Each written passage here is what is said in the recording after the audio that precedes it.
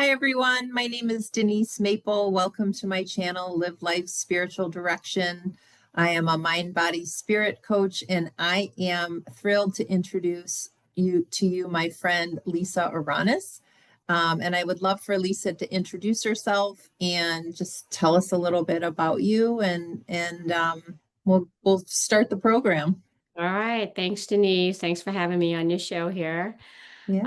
I'm a LCPC therapist, so doing this for 20 something years. I think probably the most important piece of me in terms of this work is having a spiritual awakening in 2018 and really started to get passionate about the way our world is. Um, my biggest dream is how can I heal the world? Well, I can't heal the world. So the next biggest dream is in the way that I can, in the little world that I operate in. So that's me in a nutshell. Thanks, Lisa. And I know you've done a tremendous amount of work in healing yourself, which that heals the world too. So thank you for doing your part. Thank you. As have you. Thank you. So you and I had a conversation a couple weeks ago, shortly after Charlie Kirk was murdered, and as both of us were noticing, just the different reactions and how it was affecting different people, and maybe in your own words, like why did you want to have this conversation? Why did you come to me and say, let's have a public conversation about this? Yeah. I think part of it was intuition. So I'll go back to when the most recent war in Gaza broke out. For whatever reason, I just felt like this time was significant, even though, right, we know historically there've been many. And then when Charlie Kirk's assassination occurred, first of all, I didn't even know who Charlie Kirk was. I was at the Mhm. gym doing my workout and they were talking about it. It was 9/11. And nobody was talking about it's the anniversary of 9/11. All I'm hearing is Charlie Kirk. Who is this Charlie Kirk guy? Mhm. So as it unfolded, I think in the next couple of days, all I can say is that it just felt sort of like the Gaza war, that this one felt like it was going to be huge somehow, like it was meant to be, I'm going to say life-changing. It seems big, but Mhm. that's what it felt like to me. And it was just a feeling. And that's, when I called you to just see how you were doing with it and what you were, experiencing from the people that you work with. And then I just kind of started talking also with my clients. And the first day I asked that, unlike many other than the last election, every single client, no matter what age they were, had some sort of reaction to it, Mhm. um, which is unusual. Not everyone does. Most do, Mhm. many do, Mhm. but in this case, it was everyone. Mhm. Yeah, and there was a range of reactions, right? Like a lot of compassion from the conservative side, but a lot of compassion from the liberal side too. And let me just say, I don't believe in sides, but that's kind of the outpicturing of the world right now. But there Mhm. were a few people who delighted, let's say, in the assassination of Charlie Kirk, and that I found troubling. That there was celebration over someone's murder. Mhm. And I should also say our mind, I'm reading A New Earth by Eckhart Tolle right now, so I'm really focused on the Ah, ego. So our ego, our crazy mind does think things like that. But when we step into the observer mode, we can say, do I really believe that? mhm. Before it comes out of your mouth with, Mhm. spewing some hateful words, So I'll stop there. But let's pivot to, having said that I think you and I both have some compassion for his family and as a human being. And while we don't agree with all or most of his beliefs, we can still have that, right? Right. Um, what are your views on Charlie Kirk's beliefs, what he was saying, and maybe even put it into some context of how it affects you personally? Okay. Um, to be honest, right, some of my clients were starting to tell me about different things they knew about Charlie Kirk. And then I was reading about Charlie Kirk, and I decided, I really want to hear it from Charlie Kirk himself. So I started Mhm, listening to some of his debates. Um, and I have to say, in general, I just listen to the headlines because I don't want to get caught into that energy. mhm, And so as I was listening, I could feel myself, right, getting stirred. Um, but for me, like I knew there was a purpose of to why I was doing this because I needed to understand and to hear him. And I truly wanted to understand Charlie Kirk, right? Like my philosophy, my belief is, to try to come from a place of love and to see everyone from the eyes of love. And so when there are people that show up that challenge me in that area, right, I always look at myself and say, okay, I need to learn something here. So part of it was trying to find that um, a way to understand Charlie that made sense to me and trying to believe he actually did come from a place of love and how that would all make sense. So, you know, he was pretty blatant, unfortunately, from my perspective in, mhm, what a woman's role is. He has made some pretty racist comments, mhm, gender comments. He's made, made comments about homosexuality and, um, anything that is sexually not the norm. mhm, And then he quotes the Bible a lot. And I saw him pulling out little statements from the Bible. And I gotta tell you, he's a great debater. No matter what people would say, right? There are a lot of mhm, statistics and things like that. And I found myself, really paying attention and then I realized at the end of the day, because I consider myself a pretty reasonable, fairly intelligent person. And at the same time, I don't know everything, right? So I don't have the time to research everything. So then I have to realize if this one says, well, the Bible says that and the Bible was written by this in this language and da da da da. Well, do I know that's true or not? Because I'm not going to spend hours on end like Googling and trying to research everything. So, so each side is talking about what the Bible really meant, or is the Bible even the basis of where we should be pulling our values today? So I walked out of listened to all of this and kind of narrowed it down to just the one concept, love, right? Because we can get so caught up in the conversation that we actually forget what is the Bible supposed to be about and what is God supposed to be about or Jesus supposed to be about it. mhm, It truly is love. And what does that mean? It's pure love, mhm, right? So respecting another because they are who they are. mhm. Um, and that everybody has the right to freedom and dignity, period. And so, whatever belief system you are throwing out there, would just say, ask that question. Is that how you would want to be treated? If your answer is no, then why does it make it okay for you to think someone else should be treated that way? And that's Yeah, one kind of deal. yeah. And if I may, and I can edit this out if you don't want to share this part, but I feel like some of the LGBTQ, the racial piece, the gender piece, like how would you say that has affected you personally? Like, is there a visceral reaction because you identify with all or some of those? Yeah. So, as you know, I'm a lesbian. Mhm, And I'll just back up.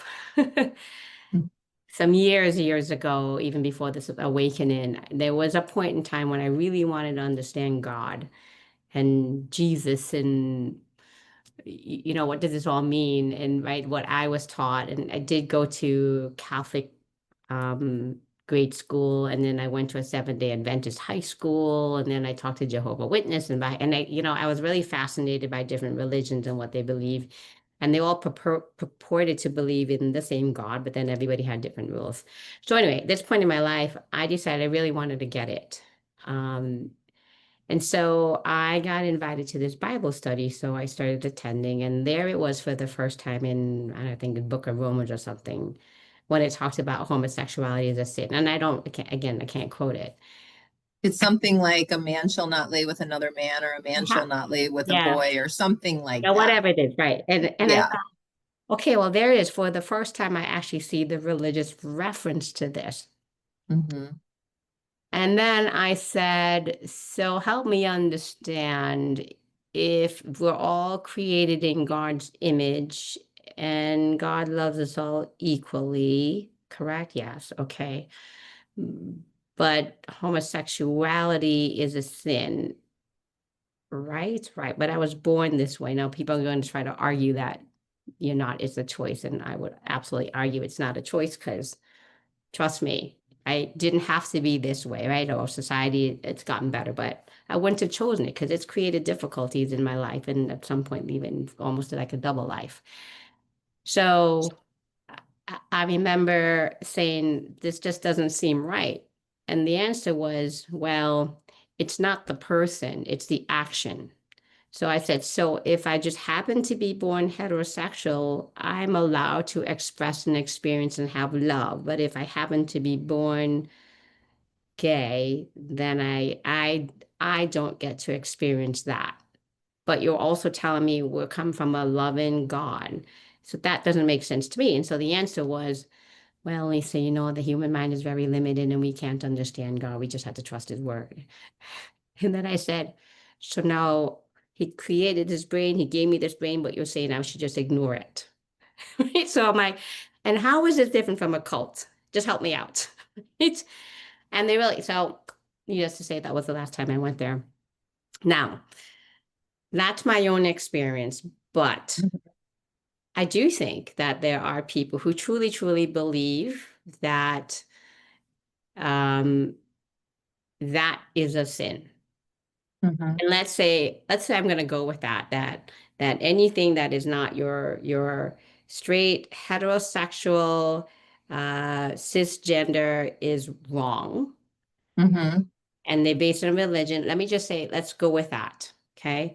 Then I can understand the belief and the desire to let me save them, because I don't Hmm. want them to do something bad or wrong. I just want to Hmm. segue for one moment here. There was a piece of Charlie that I related to, Hmm.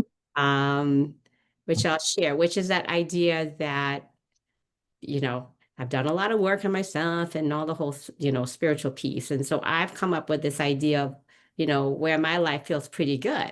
And so I look around, and if I see somebody struggling, um, I have to totally admit that I felt it was my responsibility to try to get them in a better place. And see it your way. See it, see it my way, not I need you to change for me, but I want you to change for you.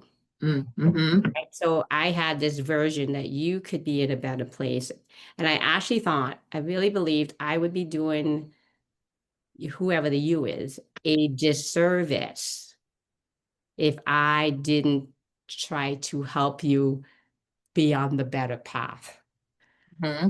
Okay. Hmm. I Yeah. learned later on that there's something called spiritual ego. I didn't know there was a term for it. So I guess that's what it is. Hmm. Um, And it's interesting because I would tell clients who would get on the spiritual path, who would get excited and want to tell all their friends, oh God, you got to do it. And I would say, listen, let them be on their journey. And I didn't actually realize that I was doing the same thing. So, and this was a recent kind of thing that I just kind of realized. And so, in that sense, I could perhaps relate to a level or degree of Charlie Kirk, again, if he truly believed these things. I think in the Bible they talk about women being subservient to the men. So I can also say, well, maybe he pulls this from the Bible and he truly believed that. Mm-hmm. The race thing, I'm not really sure. I don't know if there's a reference in the Bible for that. Again, I'm not a Bible scholar. Mm-hmm. I would presume that there is, but let's say that's all true and he could get behind that. Again, to that degree, I can understand maybe that he truly believed what he said. On the other hand, as I was listening to another, I think it was a Cambridge student debating him, they were talking about the actual Bible itself. And this gentleman was talking about, at the time, during that culture, etc., these rules seem to make sense, these values seem to make sense, but it doesn't make sense today.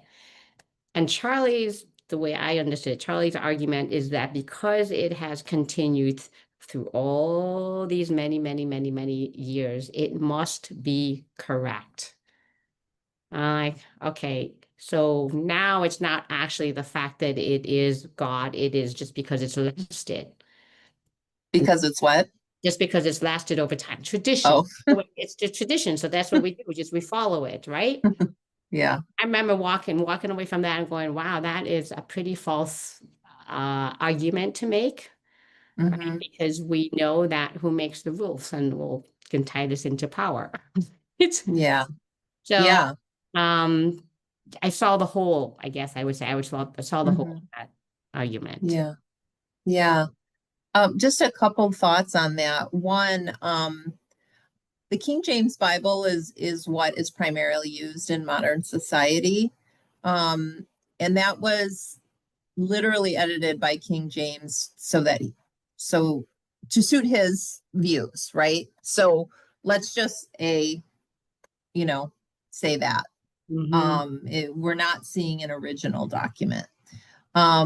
B, one of the arguments I hear, because I have tried to have civil conversations about this, and I think I have. I'm going to admit I probably got little heated because it just doesn't make any sense to me. But people have said, well, it's a choice. Your gender, your what's sexual Sexuality. identity, and I believe, because I have many gay friends, that is not the case, and just by having conversations with them. But like, if someone were to say that to you, just in case anyone is listening, and I want you to have your say, like, what would you respond to that? I'd say it's absolutely not a choice. And so for the heterosexual person that asks me this, I say Mm-hmm. back to them, did you choose to be straight? And they said, well, and I'll say, well, how did you become straight? I just always was. Okay, Mm-hmm. it's not a choice. And then I'll say, are you attracted to every single person of the opposite sex? The answer is always no. Well, what makes you attracted to this one and not this one? You know, chemistry is not something that is explained. Right. And yeah, exactly. And I guess the follow-up question, and we can move on, is like, if it were a choice, and given how many in the world view it, would you have chosen to be gay if it were truly a choice? At the beginning of this journey, I would say absolutely not. Mm-hmm. It caused issues with my mother. I mean, we're still on a kind of don't ask, don't tell policy. I Mm-hmm. hated at one of the places that I worked in one of my relationships. I was really out, so it wasn't really fair to that person either. Yeah. Now that I'm good with who I am, and I see sort of what I believe is part of my calling, which is to bring people together, it made complete sense why I'm gay, and now I totally embrace it. Mm-hmm. Yeah. That Yeah. absolutely not. I wouldn't know. Why? Why? Yeah. I bring that pain and suffering on myself. Yeah. Like, if it was a choice, you never would have gotten to the place Correct. you are right now. Correct. So I just wanted that said for the record. Um, so thank you. Thank you for sharing that, and being vulnerable, and sharing all of that. So, we've talked a little bit about, like, if someone's struggling with the Charlie Kirk dialogue. And then there might be people who just think everything, he says is fine. If we look at it from a broader perspective, I think we've got, maybe some on the right feeling like fear because their way of life is being eroded, or they're going to lose something, or the world's not okay if everyone else isn't doing it the way they are. Maybe on the left, you've got a fear of being hurt or losing their rights, on in different, whether it's women, LGBTQ, or whatever that might be.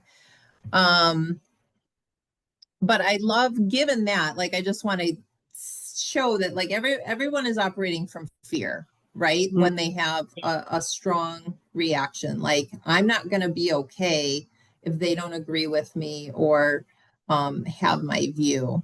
And I think you and I both agree, like, the truth is we're all one, right? Like, there is a oneness that exists. There is telepathy is becoming more and more seemingly possible.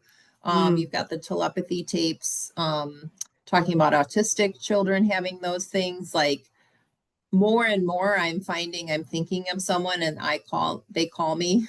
You know what I mean? Things like that is happening so often more. It's beyond coincidence. So I guess what I'm going with is, like, if someone's having trouble with a dialogue, whether they're pro what Charlie Kirk was saying or pro Charlie Kirk or anti, like, what would you recommend to try and find some peace? Well, I think you got to divide those up. So in general, I encourage people to listen to their bodies and what feels right for them. So Mm-hmm. let me pause here for a second. There is enough fear energy running around this planet, certainly in this country. And anything that's going to stoke more fear is not helpful in any way, shape, or form. It's not helpful for you personally. And then each individual adds to the energy out there. So if we're all running around in fear, which oftentimes will show up as anger, as and I can't think of the words, but we act out our fear, right? Mm-hmm. And then when we act out our fear, that doesn't serve us well in any way. If we're trying to get to a place where it's a love, peace society, we cannot come from fear, right? So the Mm-hmm. best thing that we can do individually is figure out what is it that brings us more peace and less fear.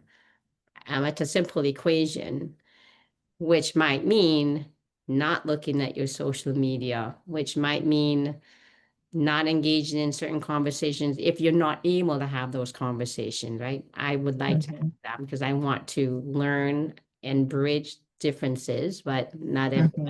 everyone is able to or wants to do that. So find the place where you can find peace, and not peace with people that are going to just stoke, right, your belief system and make you just dig into us versus them. I think there is a camaraderie and a safety in doing that, Yeah. but I don't think that is ultimately helpful, because all that does is just creates a bigger divide. So it's more about grounding yourself and finding your own inner peace. Yeah.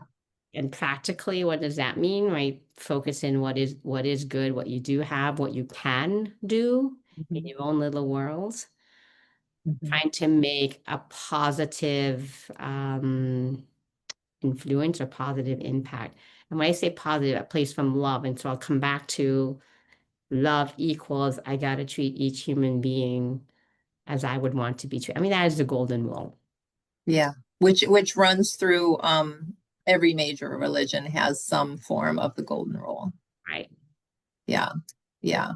And those are the threads that I really love, the ones that Yeah. run through them all and feel really true and loving. And I love what you said about connection to the body, because I feel like we have a huge society-wide disconnection from our heart chakra, whether it's grief has caused it to shut down. Most of us have had a lot of grief over, for different reasons. So like getting back in touch with that heart chakra, opening that heart and starting with loving ourselves first, and That's then it'll be easier to love others, especially if they're not of the same of views. And I also love like you talking about focusing on what you do have, because as I was preparing for our talk, I was reading A Return to Love by Marianne Williamson, and I want to just read a passage from that. yeah. She wrote, "I spent years as an angry left-winger before I realized that an angry generation can't bring peace. Everything we do is infused with energy with which we do it. As Gandhi said, we must be the change. What the ego doesn't want us to see is that the guns we need to get rid of are first in the guns in our own head. So we can't change the world for and bring peace while that anger is still simmering within us. So finding our own inner peace is just so imperative." Absolutely. Yeah. And Marianne difficult. Williamson has so many good quotes that make me want to cry. Um, so, and then there's also not only people struggling with the quote unquote other side, there's people struggling with just all the division and fighting and just being tired of it. There's just a lot of it. Is there anything you'd like to say about that part of it? Uh, yeah, so I'm thinking right off the bat, divide and conquer. Mhm. Um, I would love for people to really recognize that we are more alike than we're different, in the sense that I think, as I said earlier, we just really all want the same thing. I mean, I feel like a broken record when I say this. I've been saying this for years, right? The right to proper health care, decent health care, right? Mhm. To not have to pick between, do we get our teeth fixed or do we pay the electricity bill or food on the table? Like, and that's just here in this country. I mean, there are people that are starving, Mhm. right? And none of this is necessary. Mhm. And so I believe, we're getting pitted against each other because there's a narrative that says, well, the reason why you can't have that life that you want is because these people over here are creating it. Like the immigrants are taking away the jobs, and now your tax dollars are going to pay for immigrants' health care and free schooling, and that's not fair, and blah, blah, blah. And that's why, um, and then we have rules, and they should follow the rules, which, I can get behind follow the rule part. But then the Yeah. question becomes, well, why are we here in the first place? Why would somebody want to get up and leave their country of origin to go to another country and risk life and limb? Right? It's not because they have a great life. It's because they're struggling, right? So, Mhm. and there's so many levels of that, right? Middle class, we're struggling. It's not like we can just go to work and go home and think and know that everything is okay. We still got to think, shit, sorry for the language.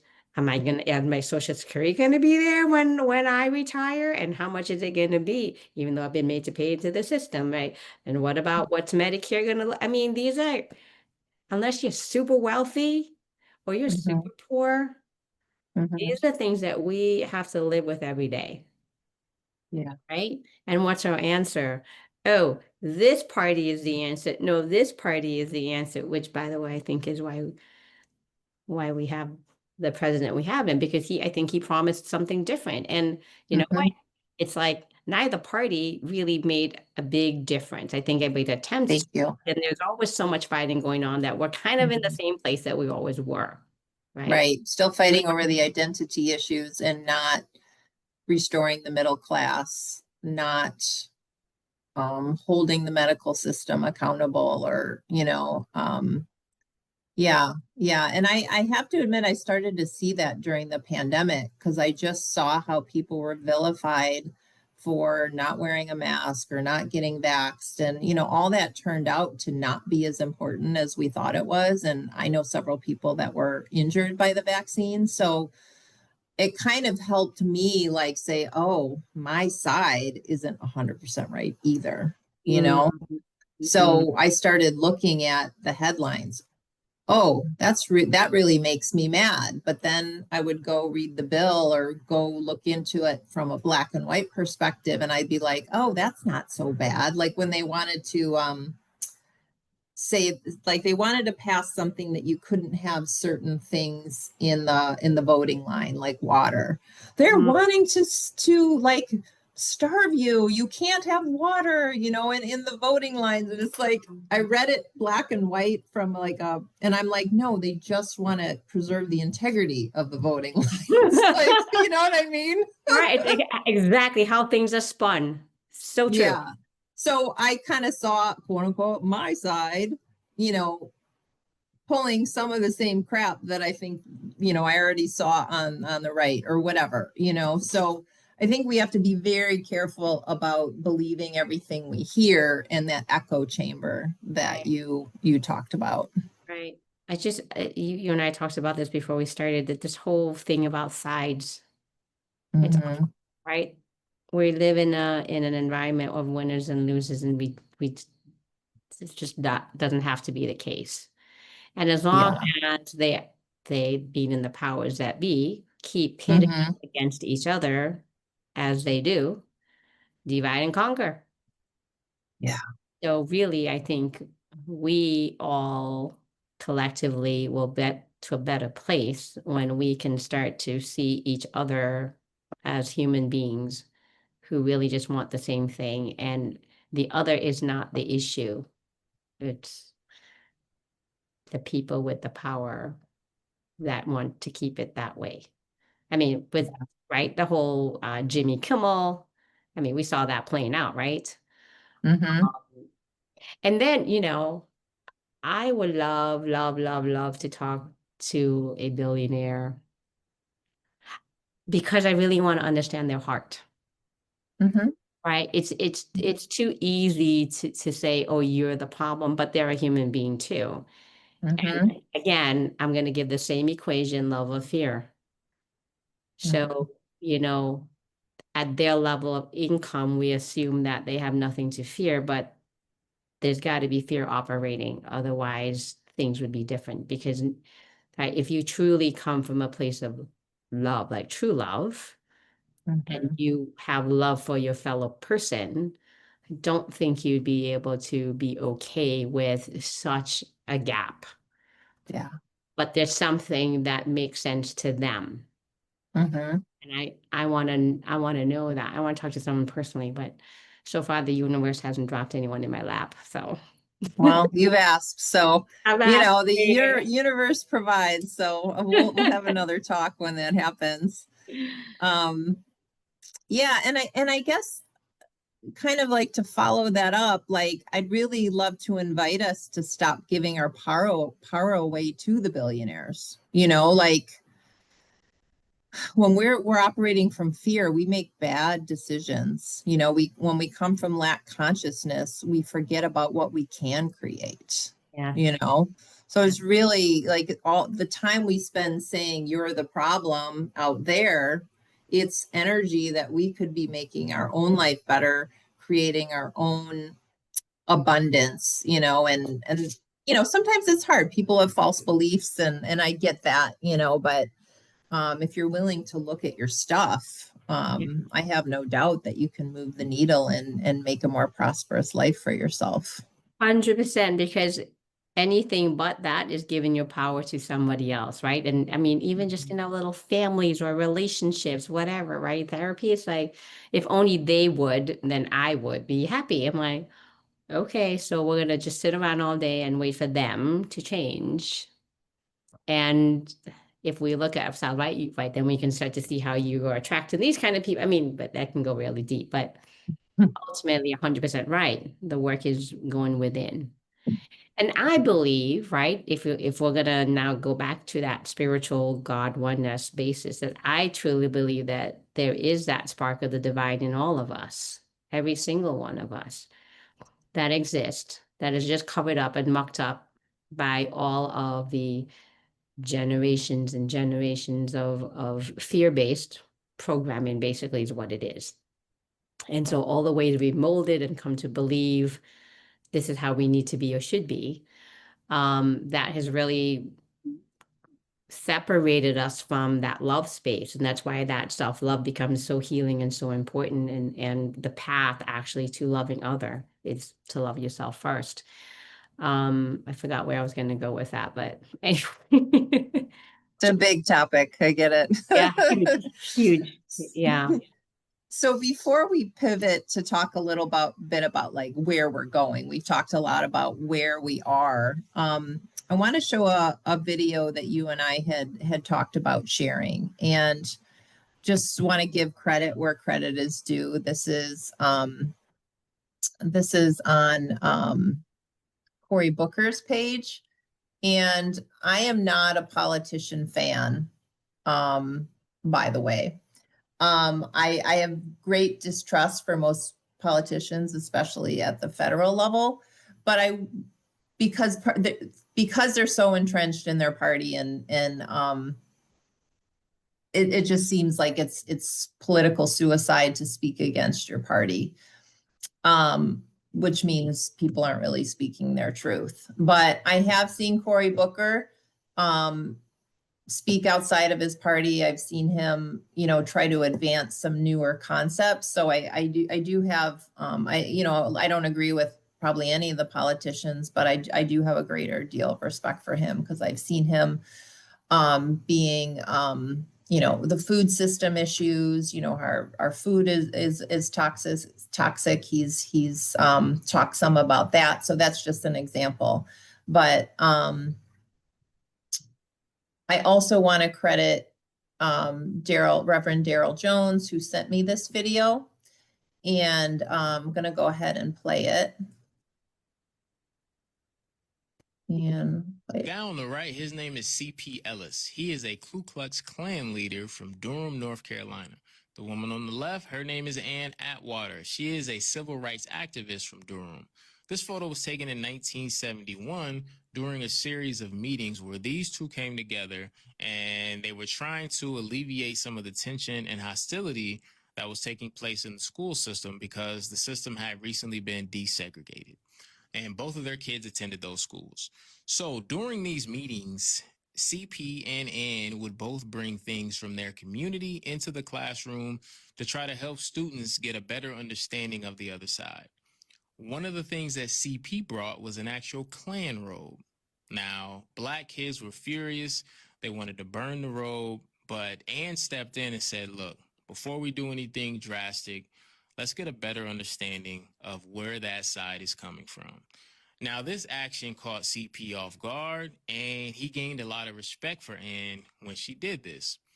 These meetings lasted for about 10 days, and at the end of those 10 days, he had grown so fond of her that he dropped out of the Klan, ripped up his Klan card, and actually spent the rest of his life fighting for civil rights. So they did a movie on this called The Best Enemies. They wrote a book, documentaries, and this is just a crazy story to me. From Klan leader to civil rights activist, man, all because he took the time to get a better understanding of the other side.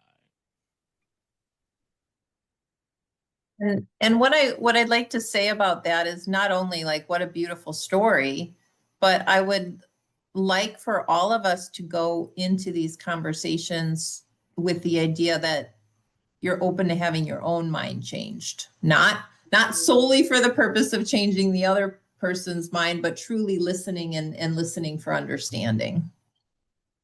And I just want to say something. You just said not just for the purpose of changing the other person's mind. I'd actually not even want to walk in with, I'm here to try to change, but I'm here to Right. understand you, and I just want you to understand me. And then what happens from there, even if you end up disagreeing, ultimately, you will see each other as a human being and you'll understand, okay, that makes sense based on this person's experience in life, why they are where they are, why they believe what they do, etc. But it breaks down that division. And now where are we?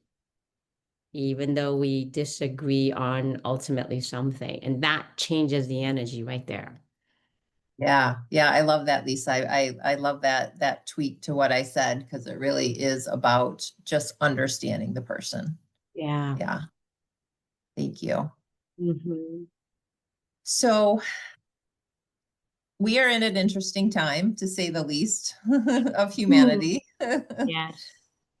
Is it possible that this situation with Charlie Kirk, and again, I just want to say, like, I do have compassion for his family. He did not deserve to die. Absolutely. There's a lot of censorship going on all over the place, and both parties, if we bring it back to politics, are guilty of censorship. In over the last 5 years, we've seen it.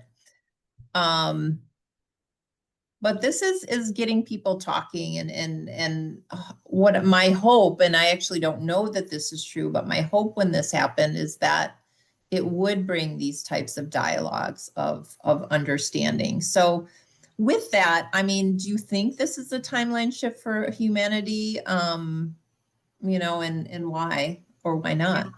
sure. So maybe for those in the audience that are not so into the woo-woo, um, and when I say they, I'm going to say the people who are channeling beings on the other side, guides, angels, archangels. There's been conversations years ago that this particular time period that we are in is meant to be a shift in what you were describing as a timeline, meaning that Earth was, and we were on a trajectory for a way of living, and now we're shifting. And the shift is meant to be an ascension shift, meaning move into that place of love.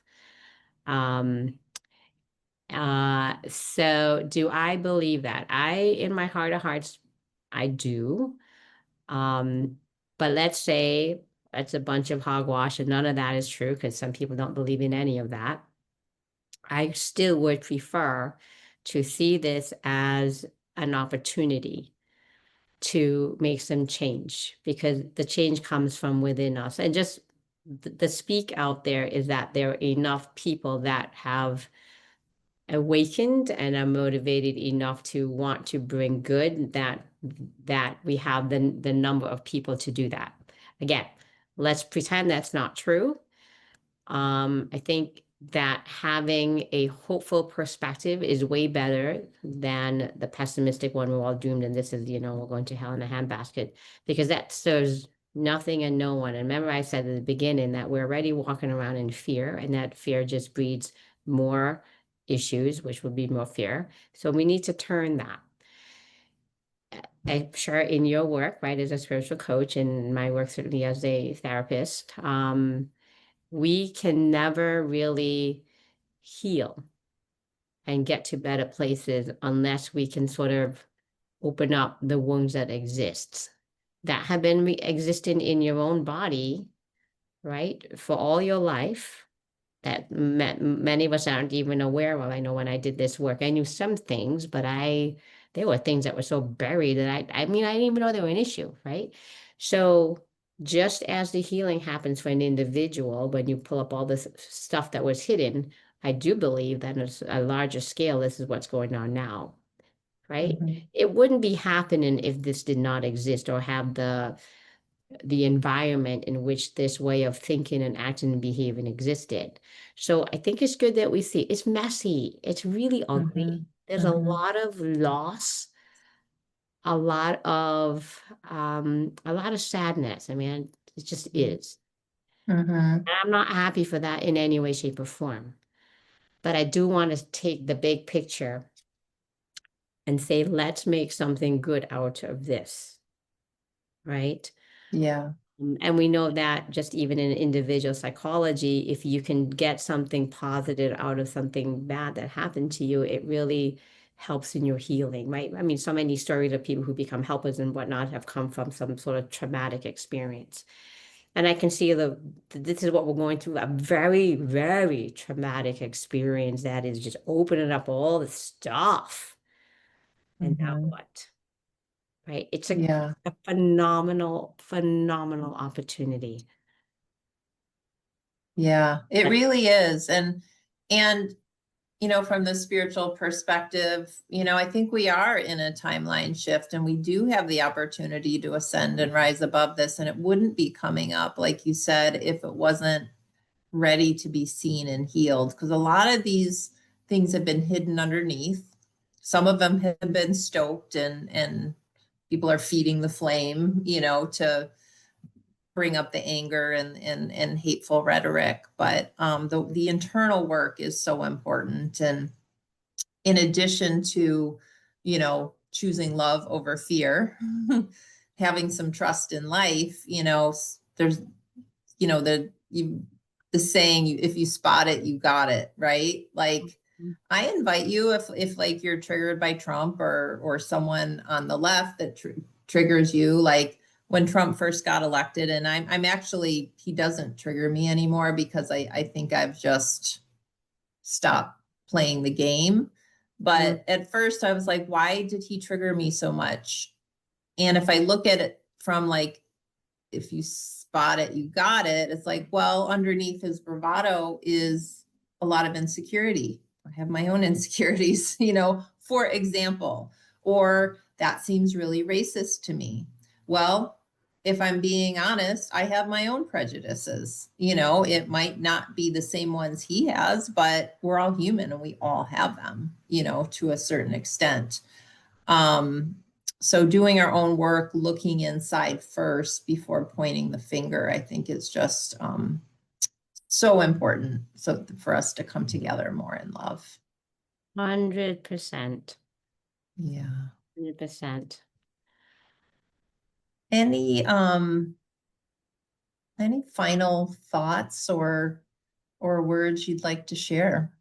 Yeah, I don't want to lengthen this out much longer, but as you were just talking about it, one of the things that occurred to me is that I think it's easy to say that people are consciously acting in ways that aren't loving.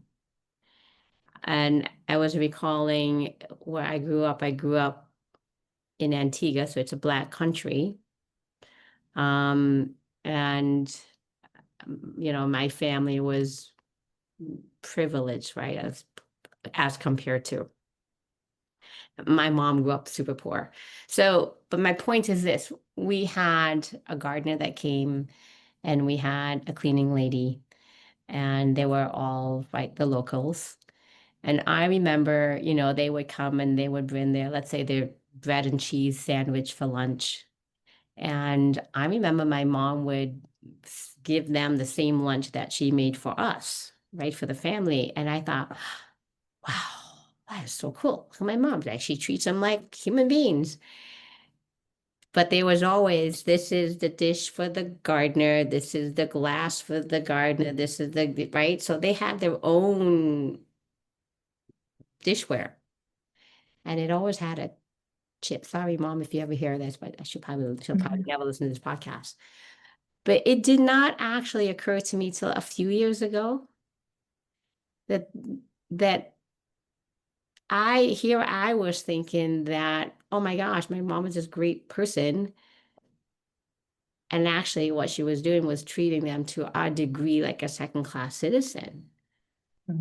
Right? But in a very subtle way, but it was still there. Yeah. So when I say that, I don't know that people are purposely trying to treat others less than, right? Because clearly we were, and I bought into that. Like, that's just normal. And I didn't know. I didn't mean to, right? So anyway, and so that's why that whole inner work essentially Yeah. becomes the key, Yeah. the Yeah. absolute key. Thank you. Yeah. And everybody, please take care of yourselves. Like, it's so important to support yourself and shut off the noise and get some quiet, whether it's meditation, nature, mindful walks, like whatever you can do to calm your nervous system. And this is a big topic for me right now because I've really been studying the vagus nerve and, you know, how to stimulate it, because a lot of us are, you know, in that fight or flight mode, kind of perpetually stuck there. So I'm going to just give a little offer that I have a free vagus nerve, supporting the vagus nerve guide, that if anybody wants it, you know, just DM me or send me your info, and I'll send that to you, because I just think we'll all be doing so much better with some support for ourselves and some gentleness for ourselves, so that we can then have that gentleness for others. Awesome. And thank you for doing that. My pleasure. My pleasure. Thank you so much for being here. And I'm sure we'll be having more conversations. You will. It's not going away anytime soon. Before we end, how do people find you and your services? Yeah, you can find me at Empowered and Authentic Living. That's the name of my center. You can email me at lisa@ealcounseling.com or info@ealcounseling.com. Thank you. Yeah, Help it in any way that I can. appreciate it. And I'm at Denise@livelifespiritual.com if you want that vagus nerve support guide. And thanks everyone for listening. If you made it this far, appreciate your attention. And again, it's just our thoughts that we felt compared to share. So thank you for listening. I want to put one plug in. Yes. I have a women's spiritual circle that happens in Hoffman Estates at my space In Illinois, right? Yep, first Tuesday of every month. So 6:15 to 7:45. So please join. Thank you, Lisa. For anyone outside of the Midwest, the Hoffman Estates is a Chicago suburb. So if you're in the area, look for Lisa.